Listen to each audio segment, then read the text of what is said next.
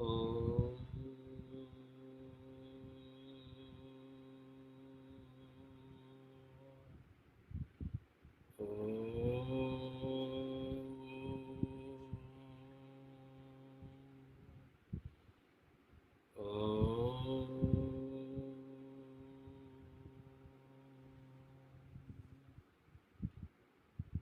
सरस वचन तो सरस्वती, निपूजो गुरु ना पाए।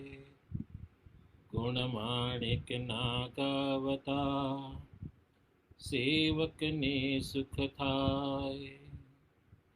मणिभद्र ने पामियो, सुरते रुए शाम। रोग दुख दूर हरे, प्रणमो शीश नमा। सरस्वती माता तुम पाए लागू, देव गुरु तणी आज्ञा मांगू। जी बगरे आप बेसजो, आय वाणी करजो सवाय। आगो पाछो जो अक्षर थाय, माफ करजो दोष जो थाय। कविजन आगड़ मारी श्रीमती, दोष टाळजो माता सरस्वती। अखंड ब्रह्मांड नायक, सचेत अचेत निराकार और आकार स्वरूप स्वामी सच्चिदानंद जी एवं सिद्धाश्रम के समस्त योगी, समस्त मातृशक्ति एवं समस्त देव शक्तियों को कोटि कोटि। आज भगवती राजराजेश्वरी त्रिपुर सुंदरी के बारे में व श्री यंत्र के बारे में विस्तृत जानकारी मैं आपको कराऊंगा। मगर श्री यंत्र की जानकारी और त्रिपुर सुंदरी की जानकारी, उसके पहले यंत्र और गुरु के प्रत्यय इनका बोध होना आपको अति आवश्यक है। इस लोक में मनुष्य की अनेक प्रकार की आकांक्षाएं उत्पन्न होती है और अनेक अपेक्षा भी दिन प्रतिदिन अपना प्रसार करती रहती है। उनकी सिद्धि के लिए यहाँ परम कृपालु आचार्य ऋषि भगवंतों ने कहा है कि उन्होंने कितने ऐसे ग्रंथों में लिखा है कि यंत्र मार्ग सिद्धियों के लिए उनका आश्रय लेना बहुत ही जरूरी है। यंत्र साधना एक सरल, सुगम और उत्तम मार्ग है तथा इसकी विधिवत साधना करने से सभी प्रकार की सिद्धियों के द्वार खुल जाते हैं। इसलिए कहा गया है कि सर्वा सौमिनम सिद्धानम यंत्र साधना उत्तनम, द्वारम शास्त्रेषु समुक्तम तच्चा ततम परिशील्यामम। यंत्र और देवता में एकम मानने के लिए शास्त्र में स्पष्ट कहा गया है कि यंत्र मंत्र प्रोक्ता मंत्रणा देवत्य ही, देवता मनोर्थाम भेदो यंत्र देवस्थो नाहम। कितना सुंदर कहा है। यंत्र मंत्र रूप है, मंत्र देवता का विग्रह है। जिस प्रकार शरीर और आत्मा में कोई भेद नहीं होता, उसी प्रकार यंत्र और देवताओं में भी कोई भेद नहीं होता। अन्यत्र यह भी निर्देश है कि यंत्र की पूजा किए बिना देवता कभी प्रसन्न नहीं होते। आदो लिखितम यंत्र राजानम देवाश्चम विग्रहम, काम क्रोधानि दोषातम सर्व दुखम नियंत्रणम। यंत्रामित्ये हरिषितम देवम प्रीणानाम पूजिते है, विना यंत्रेण पूजानाम देवता न प्रसिद्धति, दुखम नियंत्राणम यंत्राय द्वितीय वेदित है।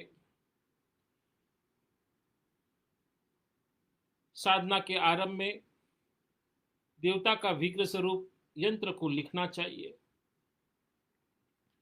काम, क्रोध आदि दोषों को, सभी प्रकार के दुखों का नियंत्रण करके ही इस यंत्र को लिखना चाहिए।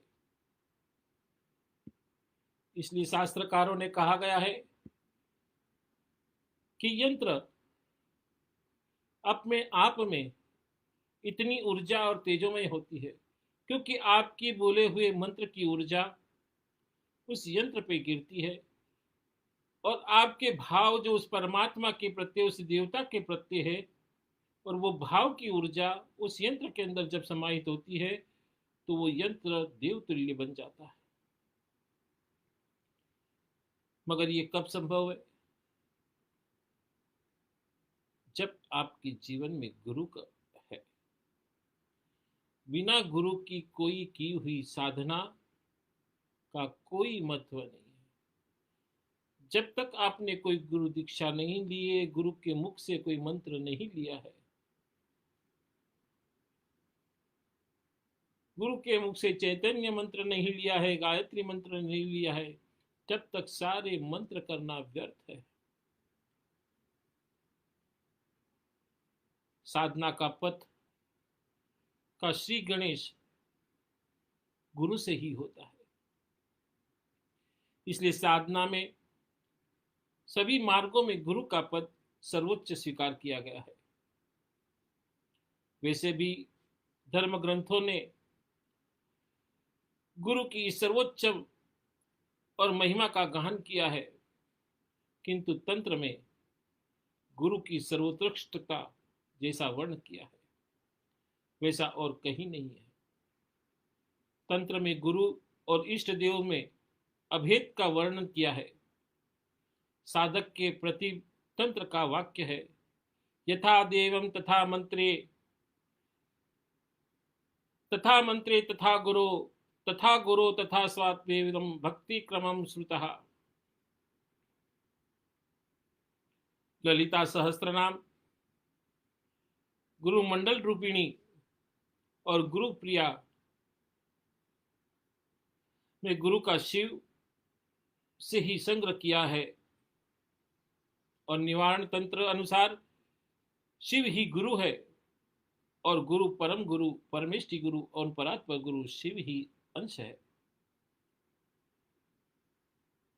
शिरम पद्मे महादेवस्येवं पुरो गुरुः तस्यो नास्ति देवस्य पूजाति भुवनत्रये दशनम चित्रे ये तंबाये गुरुचिष्टितहम। मूलाधार में 60 चक्रों को सर्वोपरि स्थान श्री गुरुदेव का ही निहित किया गया है।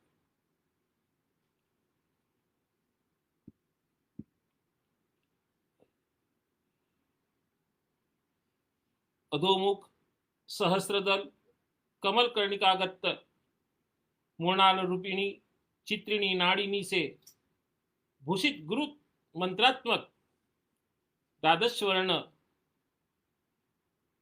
जो ये मंत्र गुप्त रखा जाता है, जो सन्यासी शिष्यों को दिया जाता है, उसी द्वादश पद्म में अ क थ आदि त्रिरेखाएं और ह लक्ष्य कोण से भूषित कमल रेखा त्रिकोण में नाद बिंदु रूपिणी मणिपीठ तथा हंस पीठ पर शिव स्वरूपासी गुरु का स्थान है।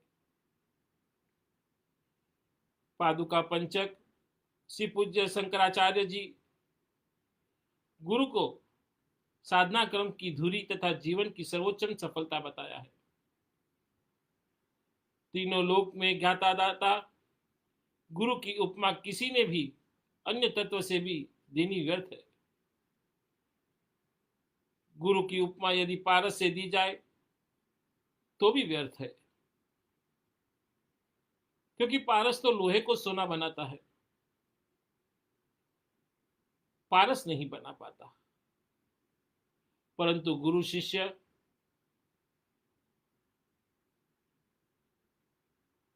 अपने समान उस शिष्य को बना लेता है। सिख गुरु पूजा का विस्तृत वर्णन तंत्रों में लिखा गया है। देवोपासना में पंचांग की तरह गुरु पटल, गुरु पद्धति, गुरु कवच, गुरु स्तोत्र, गुरु सहस्त्रनाम, ये अनेकों तंत्र ग्रंथों में नाना प्रकार से वर्णित है।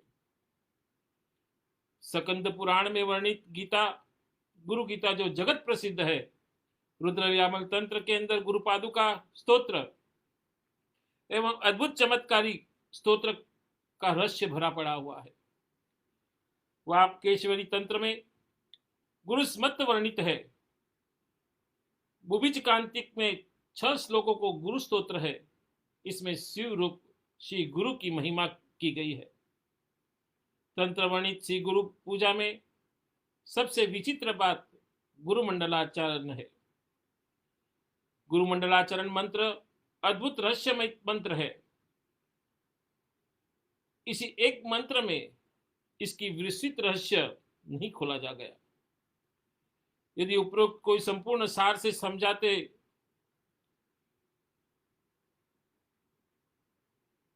तो इन दोनों पंक्तियों में कहा जाए कि गुरु पिता, गुरु माता, गुरु देवो, गुरु गति ही, शिवे रुष्टे गुरु मात्रा, गुरु रुष्टे न कश्चंती। गुरु पिता है, गुरु माता है, गुरु देवो, गुरु गति है, गुरु ही एक गति है। जो मनुष्य से शिव रुठ जाते हैं तो गुरु उसको तार देते हैं, मगर गुरु रुठ जाता है तो शिव भी उसको तार नहीं सकता।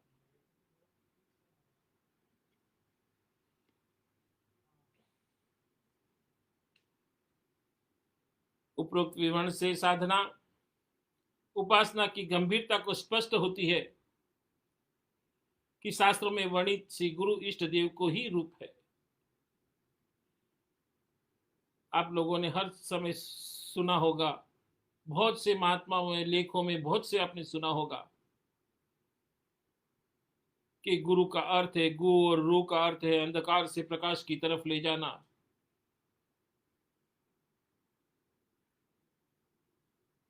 पर ये कौन सा प्रकाश है और ये कौन सा अंधकार है, इस पे थोड़ा सा विचार विमर्श करना आवश्यक है। अंधकार कौन सा है? पहले तो अंधकार वो शिष्य का अहंकार है। उस शिष्य के अंदर रही हुई वासना है। उस शिष्य के रहे अंदर माया का जाल है। उस शिष्य के अंदर रहा हुआ मोह है। उस शिष्य के अंदर रहा हुई ईर्ष्या है। ये सारा अंधकार है जो जीवन को तस नहस कर देता है। और रूह का अंधकार अर्थ होता है प्रकाश। प्रकाश किसको बोलते हैं? कि ज्ञान को, ज्ञान को प्रकाश कहते हैं। जो आपके पास ज्ञान नहीं है तो आपका जीवन पशुतुल्य है। और पशु कैसा होता है?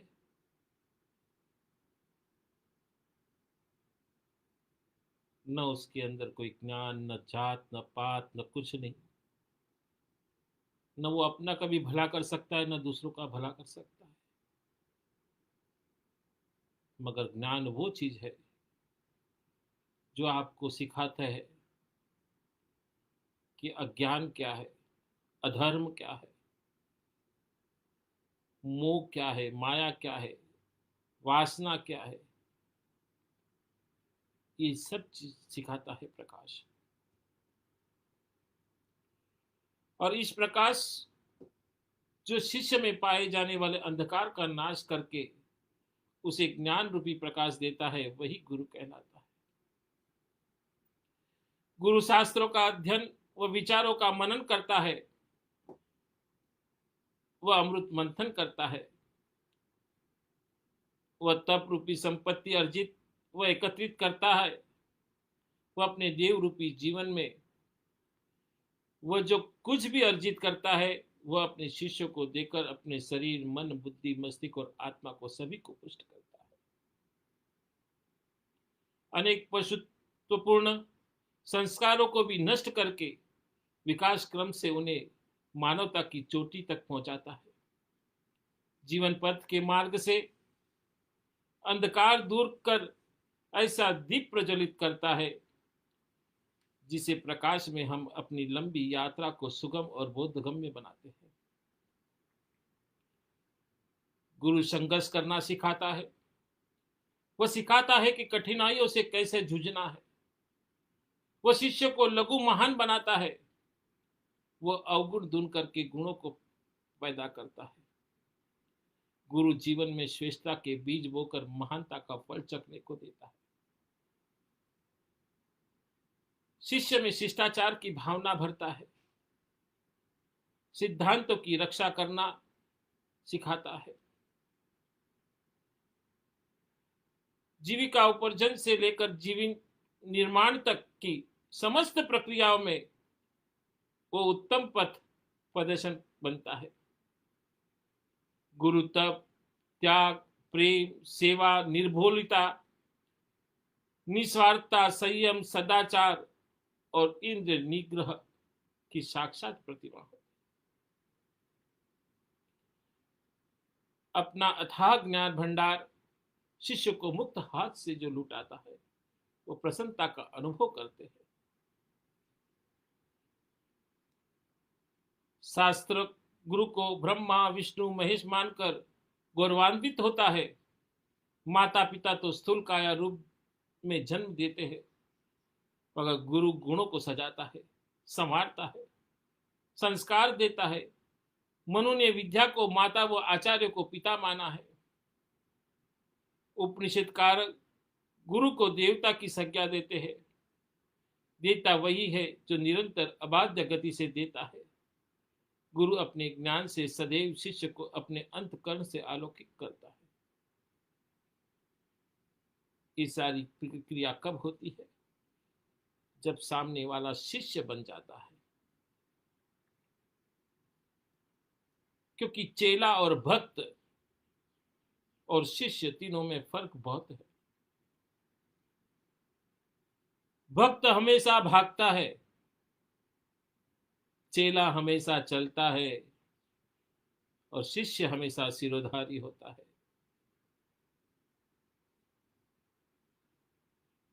मैं आज तक जितने भी बड़े बड़े गुरुजनों से मिला हूं,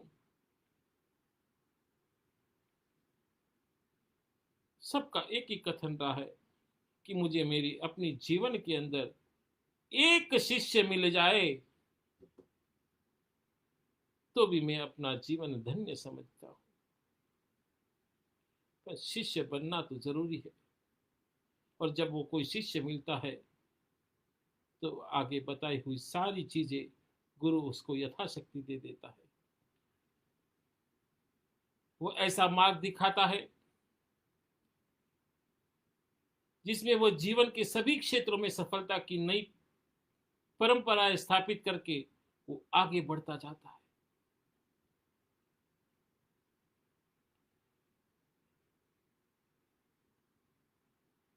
हमारा विकास, हमारी प्रगति, हमारा पथ प्रदर्शन भी उन्हीं पर निर्भर करती है। उनके सहयोग से जीवन की विपरीत धारा भी चीरती हुई उबड़ खाबड़ पगडंडियों से दुर्गम पगडंडियों पर, दुर्गम घाटियों पर पार करते हुए विकास के शिखर तक पहुंचने में सफल होते हैं। ऐसे गुरु को क्यों नहीं अभिनंदन करे, क्यों नहीं पूजा अर्चना करे। उनकी चरण रस तो मस्तक पर लगाकर अपने को धन्य समझ के ऋणों से हम इतने दब जाते हैं कि जीवन भर भी उसकी सेवा करते रहे तब भी ऋण नहीं उतार सकते। महाभारत में गुरु का स्थान माता पिता से भी ऊंचा माना गया है। जहां माता पिता बालक को जन्म देते हैं, वहीं गुरु पुरुषार्थ और आध्यात्म को जन्म देते हुए उसमें संस्कार भरते हैं। ब्रह्म विद्या उपनिषद में कहा गया है, गुरु जो आदेश दे उसका पालन शिष्य को बिना विचार पूर्ण संतोष पूर्वक भाव से करना चाहिए। गुरु की सेवा शुश्रूषा करके इसी से मनुष्य का सच्चा कल्याण होता है। मनु का भी आदेश है कि जो आचार्य को प्रिय हो वही करना चाहिए। उनकी संतुष्टि पर सब परिश्रम सफलोन्मुख होता है। गुरु सेवा सर्वोपरि सर्वश्रेष्ठ है। उनकी आज्ञा को ही धर्म की आज्ञा मानना चाहिए। गुरु को वेद, आश्रय व लोक की संज्ञा दी गई है। जो गुरु के प्रति सावधान रहता है वह तीनों लोकों में यश को प्राप्त करता है। वह स्वर्ग में भासमान शरीर से देवताओं की तरह प्रकाशित होता है। गुरु के समान में सभी धर्मों को सम्मानित होता है। जीवन के अंत तक गुरु की शुश्रूषा करे, उसका प्रिय वहित साधक करे। मनुष्य का सबसे बड़ा धर्म और कर्तव्य गुरु सेवा और गुरु का आदेश और पालन ही है। शेष अब तो उपधर्म माने गए हैं। माता पिता से गुरु का स्थान ऊंचा बताते हुए मनु कहते हैं, ब्रह्मा ज्ञान देने वाला आदर समान का पात्र होता है। उदय तारक उपनिषद में कहा है कि गुरु ही परब्रह्म है, गुरु ही परम गति है, गुरु ही पर विद्या है, गुरु ही परायण योग्य है, गुरु ही पराकाष्ठा है, गुरु ही परम धर्म है। यह उपदेष्टा होने के कारण श्रेष्ठ से भी श्रेष्ठ है। मानव की अति उत्तम परंपरा है गुरु का आदर करना, गुरु का सम्मान करना। गुरु ही मनुष्य के पशुत्व को देवत्व में बदलने का गुरुत्वर उत्तरदायित्व ग्रहण करता है। उसके ज्ञान से ही चक्षु खुलता है। जीवन यात्रा में गुरु ही पथ का प्रदर्शक बनता है। शिष्य को कुमार्गामी होने से रोकता है तो गुरु आसुरी वृत्तियों के आक्रमण को गुरु रोकता है। गुरु देता है सदाचार की शिक्षा, गुरु करता है बुद्धि का विकास, अंततः वह देवता है। शिष्य गुरु के सहयोग से अपने जीवन को विकसित व परिकृत करता है। इसलिए शिष्य निरंतर गुरु से लेता ही रहता है। अंततः गुरु देवता है, लेने वाला ऋणी होता है और देने वाला ऋण बोझ से शिष्य कभी ऋण नहीं हो सकता। उपकारी से प्रति कृतज्ञता का प्रदर्शन मानवता का प्रथम चिन्ह है। ऐसा जो नहीं करता वह मानवता व सज्जनता का अपमान करता है। अभी यहां पर एक ये भी आता है कि बहुत बार मैंने इस चीज को कहा है कि हम तो इतने साल से गुरुजी हम आश्रम में रहे, इतनी सेवाएं की, इतनी साधनाएं की, इतनी मालाएं की, इतनी आश्रम में काम किए, मगर गुरु के जो भी साधना दी साधना सिद्ध नहीं हुई।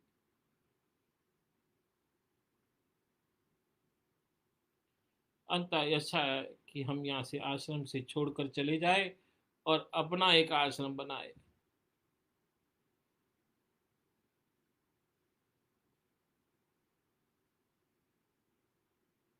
अरे पर ये सोचना चाहिए कि आपकी साधना क्यों नहीं सिद्ध हुई।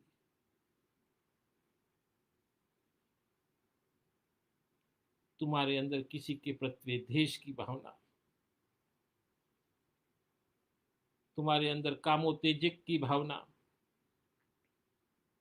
गुरु ग्रह की निंदा, गुरु की निंदा, गुरु परिवार की निंदा, गुरु ग्रह में चोरी,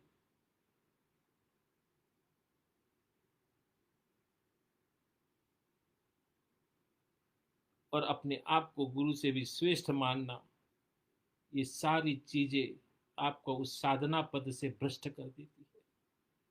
क्योंकि आपने उनको कभी मन से गुरु माना ही नहीं, क्योंकि आपने खाली अपने स्वार्थ के लिए उसको गुरु माना। अपने आप को समर्पण नहीं किया,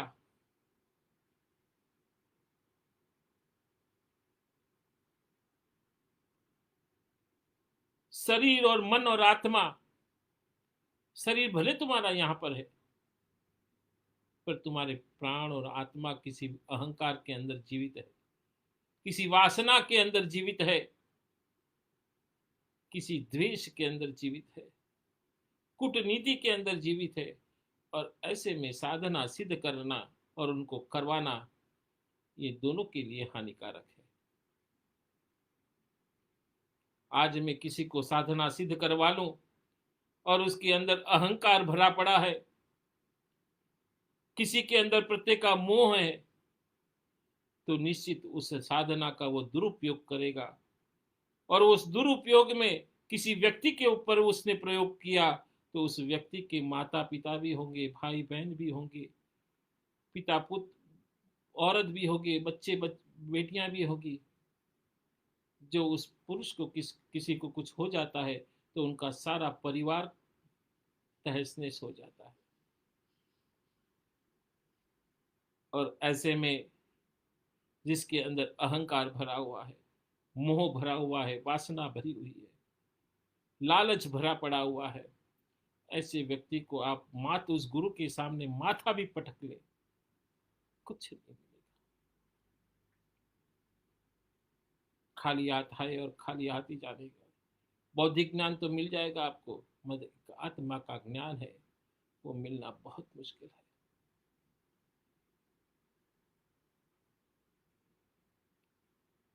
और उस ज्ञान को प्राप्त करने के लिए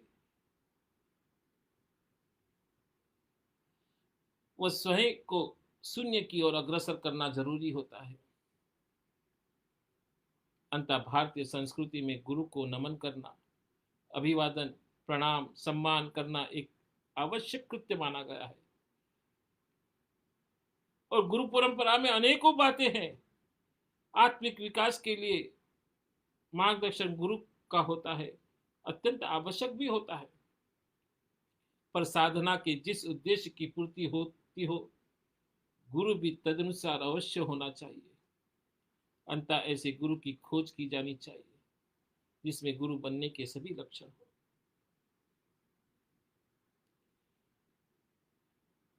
मगर लोग क्या करते हैं, गुरु से थोड़ा बहुत किताबी ज्ञान लेकर, साधना के बारे में थोड़ी बहुत जानकारी लेकर अपना झोला उठाए और निकल पड़ते हैं।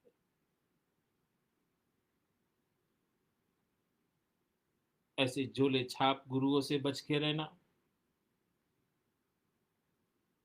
जो गुरु का न हुआ, जो खाली मात्र धन और प्रतिष्ठा के इच्छुक है, उनसे आत्म विकास के पथ पर कुछ लाभ न होगा। अध्यात्म पथ के मार्ग को आजकल शिक्षा अध्यात्म की सहजता जानी चाहिए। आज का शिक्षक को मात्र वेतन भोगी प्राणी समझता है, मगर मनुष्य को गुरु के प्रति आदर रहना चाहिए।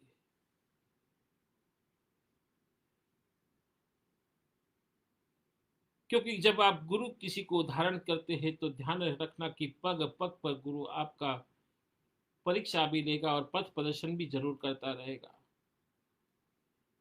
गुरु शिष्य को तीव्र गति से आगे बढ़ाने के लिए अपने तप की संचित पूंजी भी व्यय कर देता है। पर कब? जब वो पूर्ण शिष्य रूप में वो उसके अंदर ढल जाता है,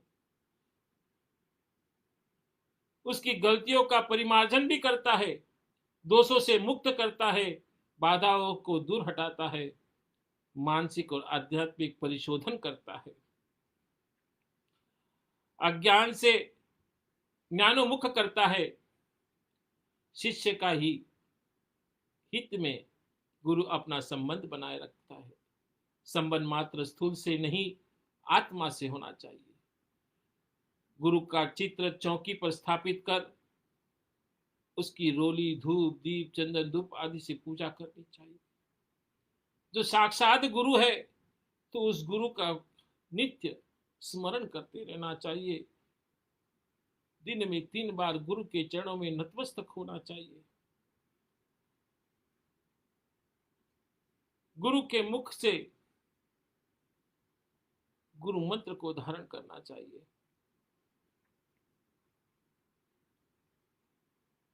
मगर शिष्य क्या है, आजकल का समय ही दूसरा है। पहले गुरु की परीक्षा करते हैं, तब उसे स्वीकार करते हैं। परंतु अब तो गुरु भी भरमार हो गई है।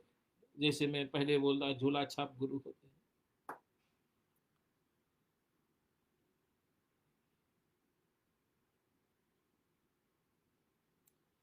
मेरे को किसी को दिल दुखाने की जरूरत नहीं, मगर हकीकत कहना चाहता हूं। दुख मुझे भी होता है।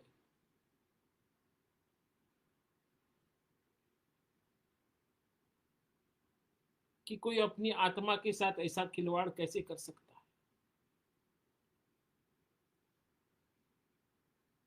अपनी स्वार्थ के लिए, अपनी इच्छाओं की पूर्ति के लिए अपने कर्तव्य को, अपने धर्म को कैसे वो छोड़ सकता है।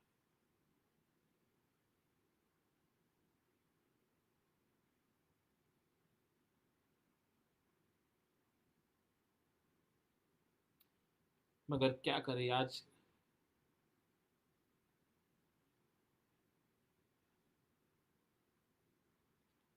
जरूर है शिष्यों के अंदर तप, त्याग, इच्छा शक्ति को मारकर एवं उच्च विचार एवं गुरु के प्रति श्रद्धा रखने वालों की आवश्यकता होती है। जैसे कि किसी अशुद्ध पात्र में अच्छी चीज रख दी जाए तो वो भी बिगड़ जाती है। उसी प्रकार जो आपके मन के अंदर द्वेष भावना, छल कपट, प्रपंच भरे हुए हैं, मगर आपका शरीर शुद्ध है, गुरु के पास बैठे हुए हैं, मगर गुरु का पात्र तो सही है, मगर आपकी चीजें अंदर जो भरी पड़ी हुई है वो बहुत ही खराब है।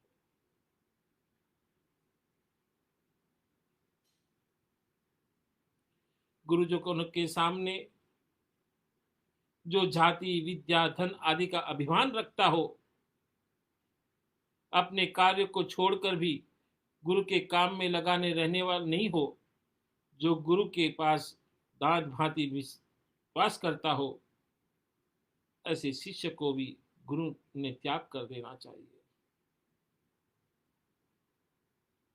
शिष्य को हमेशा शिशु के माती आज्ञा का पालन होना चाहिए। मन, वाणी, शरीर और कर्म से गुरु की आज्ञा का पालन करता हो, वही शिष्य रूप में स्वीकार करने योग्य है, दूसरा नहीं है। जो इन गुणों से परिपूर्ण होता है वही शिष्य होता है।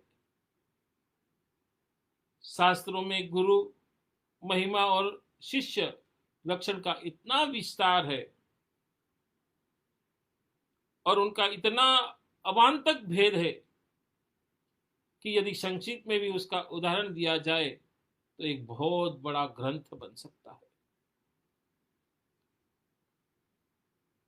संक्षिप्त में इतना ही समझ लेना चाहिए कि गुरु के बिना उपासना मार्ग में रहस्य नहीं मालूम होते, क्योंकि हर मंत्र के अंदर, हर तंत्र के अंदर, हर यंत्र के अंदर इतने गूढ़ रहस्य भरे हुए हैं। वो गूढ़ रहस्य का उजागर गुरु के बिना कोई कर ही नहीं सकता।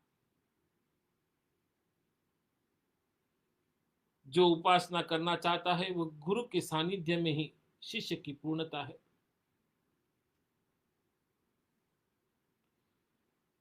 जहां पर गुरु शब्द आते ही वह गदगद हो जाता है। गुरु का स्मरण करने वाला वस्तु को देखकर वह लोट पोट हो जाता है। गुरु के स्मरण से ही समस्त देवता का स्मरण अनुभूत है, श्रेष्ठ है। गुरु साक्षात भगवान है, गुरु मंत्र है, गुरु इष्ट देवता है। ये तीन ही नहीं, एक ही है। गुरु के बिना शेष दो की प्राप्ति असंभव है। शिष्य अधिकारहीन होने पर भी यदि सदगुरु की शरण में पहुंच जाए तो वे उसे अधिकारी बना लेते हैं। पारस का स्वभाव ही लोहे को सोना बनाना है, इसलिए जिसके हृदय में भगवत प्राप्ति की इच्छा हो, वास्तव में वो साधना करना चाहते हैं, उनके लिए सदगुरु की शरण में जाना सर्वप्रथम कर्तव्य है। यस्य देवा परा भक्ति यथा देवा गुरु तस्य कथिता कया कश्यन्ते महात्मनम। कि जितने भी पराशक्ति के देवता है, उन सभी पराशक्ति देवताओं को जो अपने मन के अंदर जो मनुष्य को धारण करता है, वो मनुष्य अपने जीवन में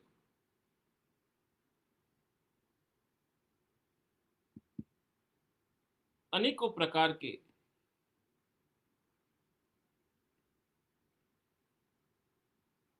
ऐसे बहुत सारे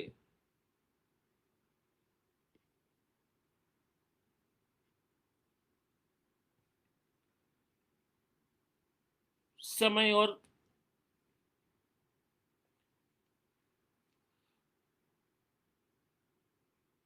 ऐसे अनेकों ऐसे प्रसंग आते हैं कि गुरु उसको सिखाता रहता है। पर जरूर है उस गुरु प्रति का समर्पण भाव, और जो गुरु प्रति का समर्पण भाव नहीं होता तो कुछ नहीं हो पाता। जरूर है गुरु प्रति का समर्पण भाव होना।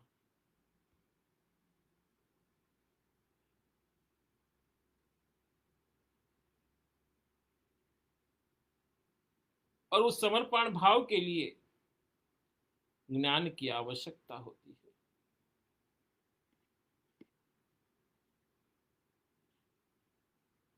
और ज्ञान गुरु के श्री चरणों में ही प्राप्त होता है। तो कहने का तात्पर्य है कि श्री यंत्र के अंदर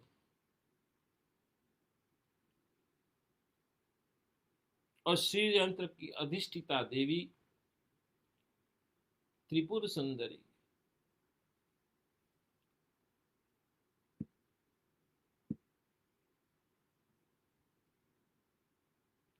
त्रिपुर सुंदरी भी इन तीनों लोकों के अंदर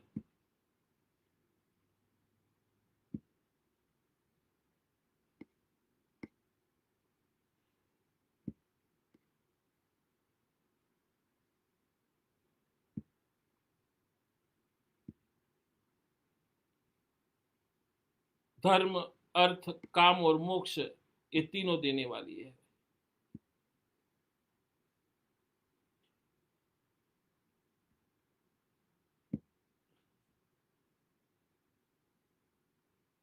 त्रिपुर सुंदरी 10 महाविद्या में से एक विद्या है।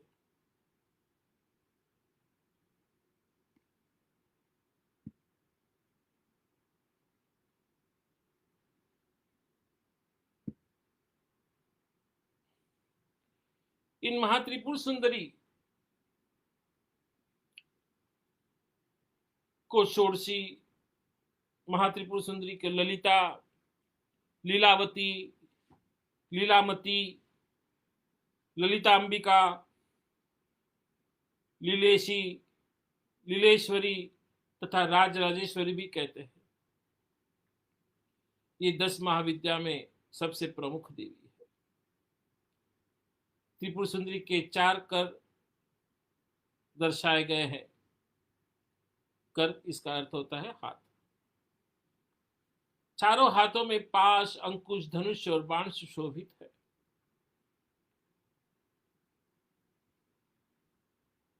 देवी भागवत में कहा गया है कि वर देने के लिए वो सदा सर्वदा तत्पर रहती है। मां का विग्रह सौम्य और हृदय दया से परिपूर्ण है।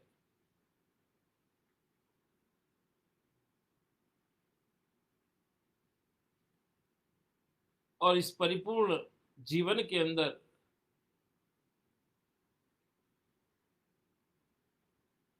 आज मनुष्य धर्म, अर्थ, काम और मोक्ष, इन चारों पदार्थों को प्राप्त करना चाहता है। एक बार भगवान शिव ने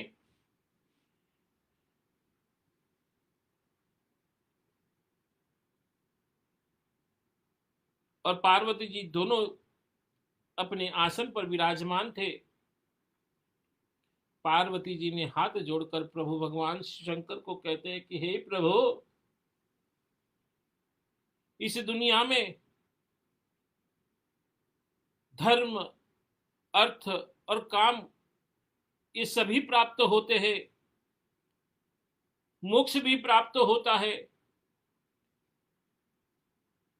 मगर किसकी उपासना करने से किसी से धन मिलता है, किसी से मोह मिलता है, किसी से माया मिलती है, तो किसी से मोक्ष मिलता है। तो हे प्रभु, मुझे ये बताइए कि किसकी उपासना करने से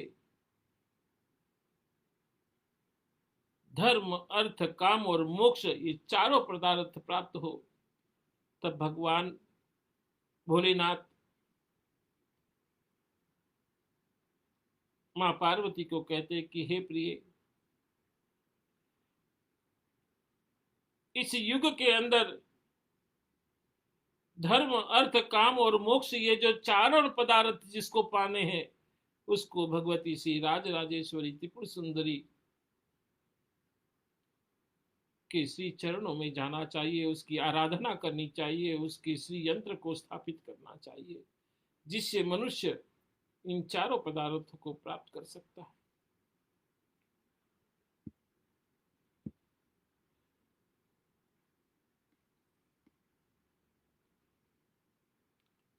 आपने सुना होगा, शिव पुराण के अंदर भी आपने कहीं बात सुना होगा, या शिव पुराण जब आती थी आपने देखा होगा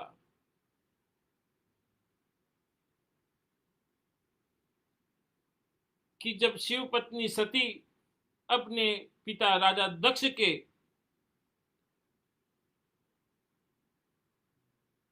यज्ञ में गई और वहां पर अपने पिता द्वारा अपने पति का बार बार अपमान वो सहन नहीं कर पाई। स्त्री एक ऐसी अद्भुत नारी होती है, वो हर कुछ सहन कर जाती है, मगर अपने पति का अपमान कभी सहन नहीं कर सकती। उसी तरह माता सती अपने पिता के द्वारा बार बार अपने पति का अपमान करने पर वो लज्जित हो गई, और लज्जित होकर के मैं अभी किस मुंह से अपने पति के पास जाऊं। उसी समय उन्होंने तय किया कि राजा दक्ष जिस यज्ञ को कर रहे थे, उस यज्ञ कुंड के अंदर ही उन्होंने अपनी आहुति दे दी। और जब माता सती ने अपनी देह की आहुति दी, तो भगवान भोलेनाथ उसके शव को लेके हुए पूरी पृथ्वी के ऊपर घूमते रहे।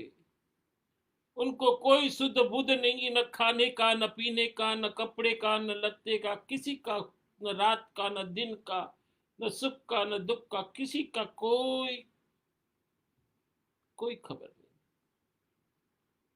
अंततः पृथ्वी का सारा तालमेल बिगड़ने लग गया।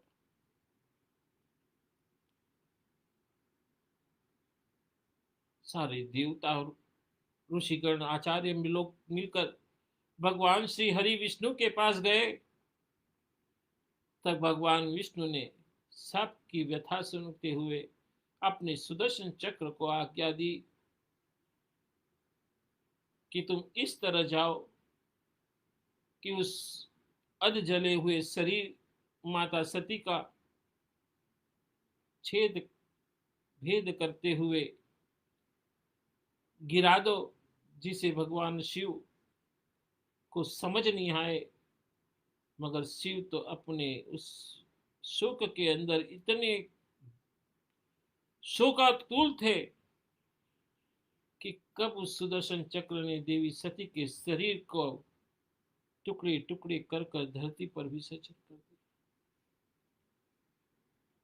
फिर भी कितने सालों तक भगवान शिव उसी वियोग में पृथ्वी के घूमते रहे। तब सारे देवता और ऋषिगण मिलकर भगवान शिव के सामने प्रत्यक्ष होकर उनको हिलाकर कहने लगे कि प्रभु अब तो जागो। जब सारे देवता ने उनको हिलाकर देखा, तब उनकी चेतना आई वापिस और देखा कि उनके हाथ में सती का देह नहीं है। ध्यान की अवस्था के अंदर देखा तो सती के सारे शरीर के टुकड़े इधर उधर बिखरे पड़े हुए थे।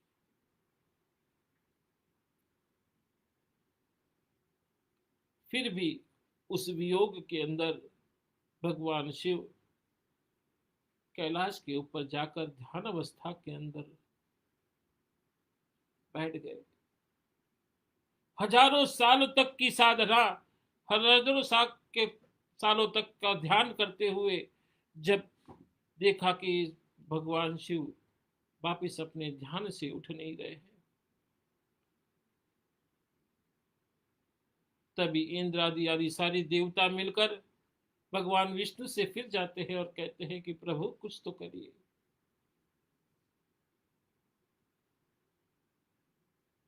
तो भगवान विष्णु कहते हैं तुम ब्रह्मा जी के पास जाओ, ब्रह्मा जी कुछ करेंगे। ब्रह्मा जी इंद्र को कहते हैं कि तुम रति और कामदेव को कहो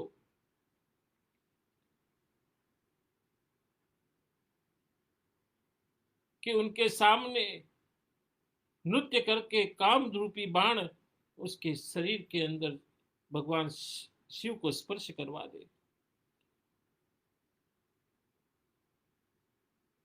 तभी कामदेव कहते हैं कि प्रभु मैं काम रूपी बाण तो मैं चला दूंगा, पर भगवान शिव जब क्रोधित हो जाएंगे तो मेरा क्या होगा। फिर भी सारे देवताओं की बात मानते हुए, ब्रह्मा की बात मानते हुए कामदेव ने हाँ कर दी। फिर भी रति मान नहीं रही थी। अंततः ब्रह्मा जी ने रति को भी समझाया। जब रति और दोनों जन मिलकर हिमालय के ऊपर जहां भगवान शिव विराजमान थे अपने ध्यान अवस्था के अंदर, वहां पर नृत्य करते करते करते इतनी मदमोहक खुशबुएं लुटाई और अंत में वो काम रूपी तीर भगवान शिव के ऊपर चला दिया। और जैसे ही वो तीर भगवान शिव को जैसे ही स्पर्श किया, भगवान शिव के अंदर कामोत्तेजना बढ़ने लग गई।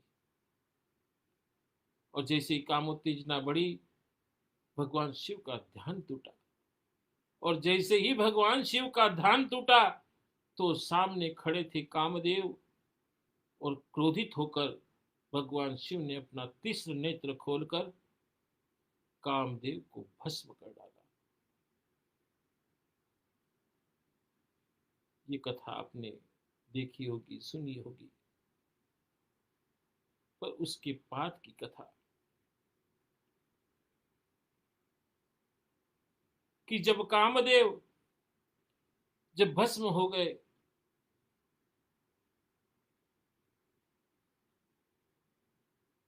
कामदेव की आत्मा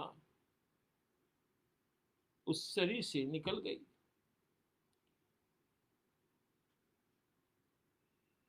तब कामदेव की पत्नी रति बारंबार हाथ जोड़कर भगवान शिव से विनती करने लग गई, अपने अश्रुओं से भगवान शिव के चरणों में धो डाले। अंत में भगवान शिव शांत हुए और उस रति के प्रति करुणा के भाव प्रकट हुए। और जब करुणा के भाव प्रकट हुए, तभी भगवान शिव ने कहा अब तो ये भस्म हो गए हैं। पर भगवान श्री कृष्ण जिस दिन भगवान विष्णु जब श्री कृष्ण का अवतार लेकर इस धरती पर आएंगे, जब भगवान शिव का जो पुत्र होगा वही कामदेव की आत्मा होगी और वही रूप और रंग लेकर प्रद्युम्न करके वो जन्म लेंगे। और कामदेव उस कालावधि में स्वर्ग का अपनी खाली आत्मा के साथ विचरण करते रहे। और उस काल के अंदर जहां कामदेव की भस्म पड़ी थी, राख पड़ी थी, भगवान शिव शंकर और पार्वती के पुत्र श्री गणेश ने ऐसे ही खेलते खेलते वहां पर आए। देखा वहां पर राख का ढेर पड़ा हुआ है, और राख का ढेर पड़ा हुआ है। भगवान श्री कृष्ण गणेश जी को कुतूहल जगा, और भगवान श्री गणेश जी ने उसी राख से एक प्रतिमा तैयार कर दी। और जब उस प्रतिमा को तैयार किया तो भगवान शंकर की दृष्टि उस पर पड़ गई, और जैसे ही उसकी दृष्टि भगवान शंकर की दृष्टि पड़ गई, उस पुतले के अंदर जान चली आई। और जब जान चली आई तब भगवान गणेश ने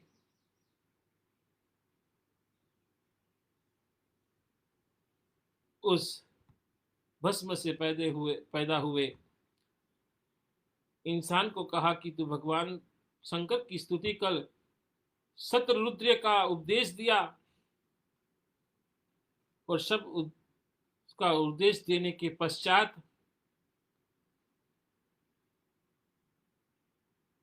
उसके अंदर इतना बल आ गया, और उसको इतना मनमोहक स्वरूप देखकर भगवान शिव उस पे वरदान पे वरदान, वरदान पे वरदान, वरदान पे वरदान देते गए। वहीं पर ब्रह्मा प्रकट हुए। ब्रह्मा ने देखा, अरे वाह कितना सुंदर बच्चा है, भगवान शिव उसको वरदान दे रहे हैं, तो मैं क्यों न दूं। तो ब्रह्मा ने भी उसको वरदान पे वरदान, वरदान पे वरदान देते रहे। और सब जब ऐसी क्रिया करती रही,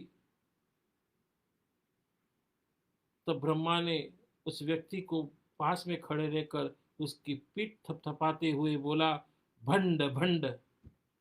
भंड का अर्थ होता है संस्कृत में कि भाग्यवान। तो उसको भंड भंड नाम से पुकारते रहे। तब भगवान ने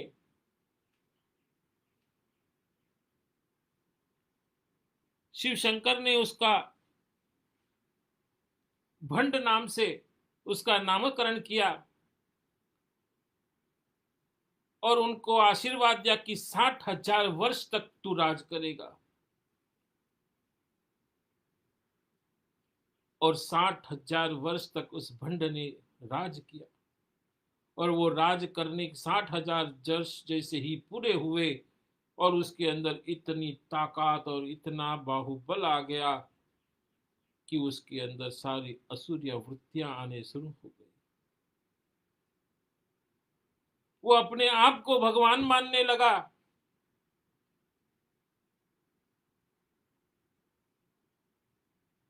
सारी पृथ्वी पर अपना राज्य वर्चस्व जमाने लगा।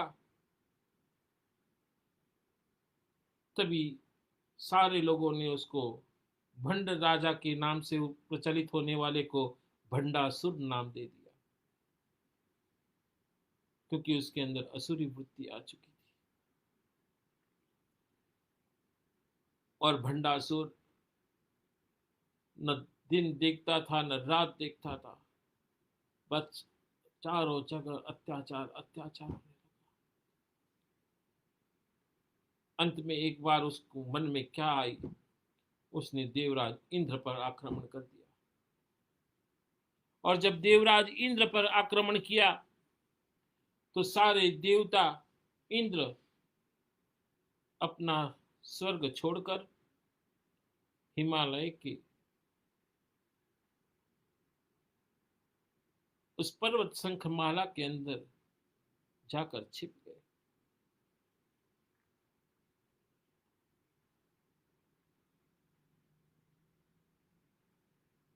और जब छिप गए तो सारे पृथ्वी का ब्रह्मांड का कारोबार रुकने लग गया।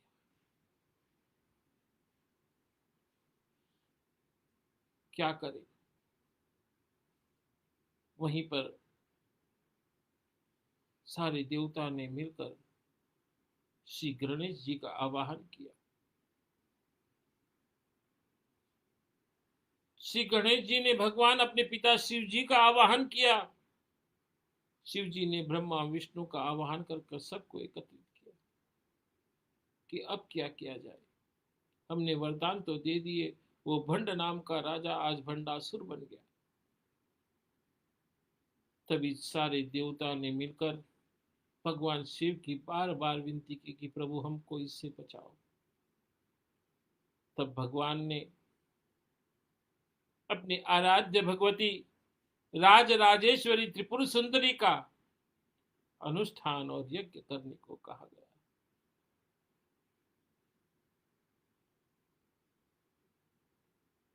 और सारे देवता मिलकर हिमालय के उस पर्वत श्रृंखलमाला के अंदर 30,000 साल तक मां भगवती की उपासना करने लग गए। उपासना करते करते करते करते सारे देवता थक गए। अंत में बोले, ऐसे भी ये शरीर तो अभी हाड़ पिंजर बन गया है, नया खाना है, न पीना है, न कुछ है, न कुछ। अब ऐसे शरीर को लेकर करना भी क्या है। तभी इंद्रादि आदि सारे देवता मिलकर एक यज्ञ कुंड की पद्म आकार यज्ञ कुंड की रचना करते हैं। और पद्माकार यज्ञ कुंड के अंदर सारे देवता मिलकर नाना प्रकार की आहुतियां डालते हैं, जिसमें गन्ने की आहुति है, कटहल की आहुतियां हैं, अंगूर की आहुतियां हैं, आम की आहुतियां हैं, सांकल्य की आहुतियां हैं, खीर की आहुतियां हैं। कल मैं इसे और विस्तृत से बताऊंगा कि कौन सी आहुति देने से क्या फल की प्राप्ति होती है। इन सारी चीजों को सारे देवता मिलकर आहुतियां देने लग गए। और आहुतियां देते देते देते देते करीबन 10 साल बीत गए। मां भगवती के दर्शन होना बहुत कठिन हो गया।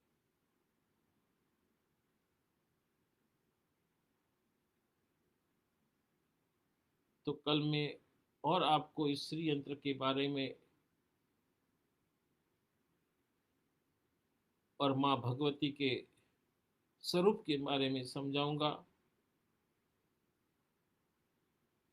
तो आज मेरे इस प्रवचन को यही विराम देता हूं और सबको यही कहता हूं कि जिस तरह पहले बताया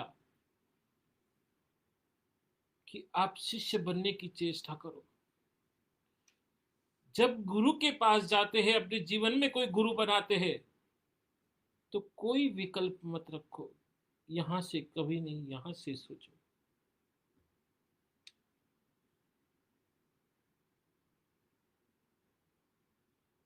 और जो गए हैं उनको भी मैं कहता हूं, मैं तो तुम्हारी मां भी हूं, बाप भी हूं, गुरु भी हूं। भूल मनुष्य से होती है, फिर से भी आ जाओ और अपने उस शिष्यत्व को प्राप्त करो और उस उच्चतम स्थान को प्राप्त करो, जिसे मुझे भी फक्र हो कि नहीं यार, वो मेरा बच्चा है। आज मेरा जीवन सफल हो गया कि मेरे को मेरी जिंदगी के अंदर मेरे को एक शिष्य प्राप्त। तो मेरा कहने का तात्पर्य यह है कि आप शिष्य के सभी गुण को प्राप्त करें। और 21 जून से सूर्य आद्रा नक्षत्र में प्रवेश करेगा और वहां से 9 दिन तक आद्रा में रहेंगे। उस दिन गुप्त नवरात्रि भी कहा जाती है, क्योंकि इस नवरात्रि के अंदर माँ भगवती श्री राजराजेश्वरी त्रिपुर सुंदरी का जब यज्ञ किया जाता है, मैं कल उसके बारे में और डिटेल में बताऊंगा कि उसी समय क्यों उसका उत्तम माना गया है। इसके लिए मैं कल आपको बताऊंगा कि आद्रा नक्षत्र में ही श्री यंत्र की स्थापना करनी चाहिए और क्यों माँ की पूजा करनी चाहिए, क्यों यज्ञ करना चाहिए, तो मैं आपको कल अपने प्रवचन के माध्यम से आपको इसके ऊपर और दृष्टि डालूंगा। तब तक के लिए मैं आपको आशीर्वाद दूंगा कि आप सुखी रहो, स्वस्थ रहे, निरोगी काया रहे, और जो जो प्रवचन के माध्यम से मैंने आपको बताया उसका मनन करें। खाली सुनने के प्रत्यय सुने नहीं, उसको मनन करें कि गुरु जी ने बोला है, क्या मैं उस पर खरा उतर रहा हूँ? नहीं उतर रहा तो अभी क्या करूं कि जिसपे मैं खरा उतरूं? और जब खरा उतर जाऊं तो मैं कौन सी साधना करूं जिससे मुझे परमात्मा की प्राप्ति हो, और मुझे धन धान्य यश कीर्ति मान प्रतिष्ठा मोक्ष सबको प्राप्ति हो, धर्म अर्थ काम और मोक्ष चारों पदार्थ मुझे प्राप्त हो। क्योंकि मनुष्य का अंतिम लक्ष्य तो मोक्ष ही होता है। तो कल मैं इसके ऊपर आपको और दृष्टि डालूंगा। तब के लिए मैं आप सभी को आशीर्वाद देता हूँ। सभी को मेरा आशीर्वाद, सभी सुखी रहो, निरोगी काया रहे, और सभी प्रभु भजन में माता के उस सौम्य स्वरूप को आपको भी दर्शन प्राप्त हो, उसके अंदर आप भी माँ की करुणा के पात्र बने, ऐसा ही मैं आशीर्वाद आपको देता हूँ। और आज जीवन के